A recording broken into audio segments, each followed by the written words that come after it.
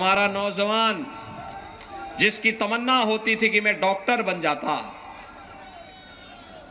उसे दूर जाना पड़ता था, समस्या होती थी। आज मैं कह सकता हूं जब यहां मेडिकल कॉलेज बनेगा, सुल्तानपुर के नौजवानों को डॉक्टर बनने का अवसर सुल्तानपुर में ही प्राप्त हो जाएगा। भाइयों बहनों, आप धक्का जहां पे है वहीं पे थोड़ा धक्का मुक्की ना करें, आराम से आराम से आराम से सुनिए बस। आपके उस उत्साह के लिए धन्यवाद। लेकिन भाइयों बहनों,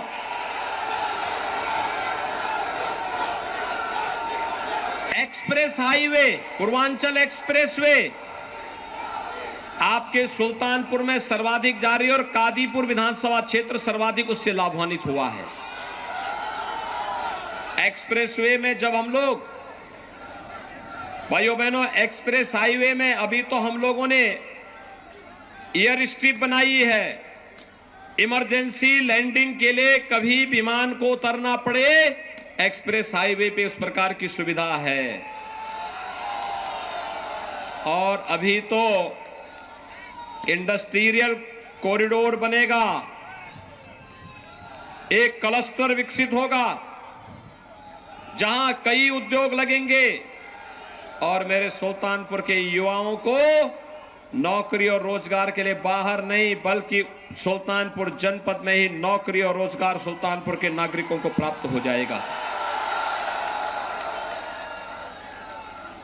भाइयों बहनों, विकास की एक सोच होती है, उसके लिए साफ नियत चाहिए, स्पष्ट सोच चाहिए, मजबूत सरकार चाहिए और दमदार कार्य भी चाहिए।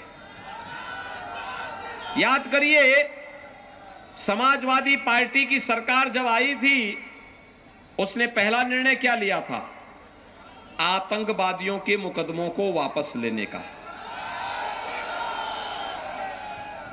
क्या निर्णय लिया था?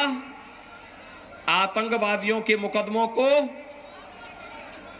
और जब भारतीय जनता पार्टी की डबल इंजन की सरकार आई तो हमारी सरकार ने पहला निर्णय क्या लिया? हमारी सरकार का पहला निर्णय था अन्नदाता किसानों की कर्ज माफी का। हमने प्रदेश के 86 लाख किसानों का 36,000 करोड़ रुपए का कर्ज माफ किया था। और भाइयों बहनों, 51,700 से अधिक किसानों का अकेले सुल्तानपुर जनपद में कर्ज माफ हुआ था। भाइयों बहनों, प्रधानमंत्री किसान सम्मान निधि में 3,41,000 किसानों को अकेले सुल्तानपुर में प्रधानमंत्री किसान सम्मान निधि में 6,000 रुपए हर वर्ष उनके अकाउंट में आते हैं। और यही नहीं,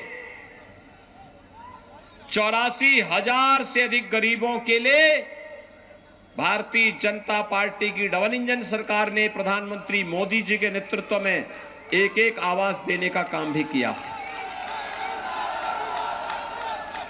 भाइयों बहनों, 90,000 वृद्धजनों को, 90,500 से अधिक वृद्धजनों को सुल्तानपुर में 12,000 रुपए की पेंशन की सुविधा दी जाती है। लगभग 40,000 विधवा महिलाओं को 12,000 रुपए सालाना पेंशन की सुविधा दी जा रही है।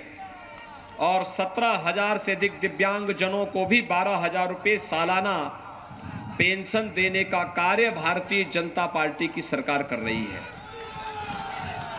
समाजवादी पार्टी ने ये पेंशन रोक दी थी। उनकी संवेदना किसानों के प्रति नहीं है, नौजवानों के प्रति नहीं है, महिलाओं के प्रति नहीं है, बुजुर्गों के प्रति नहीं है, गरीबों के प्रति नहीं है। समाजवादी पार्टी की और बहुजन समाजवादी पार्टी की संवेदना है केवल और केवल पेशेवर माफिया, अपराधी और आतंकवादियों के प्रति। और इसीलिए जब भी उन्हें अवसर मिला सपा या बसपा जब भी आई है अपने साथ आतंकवाद और अपराध भी लेकर के आई है।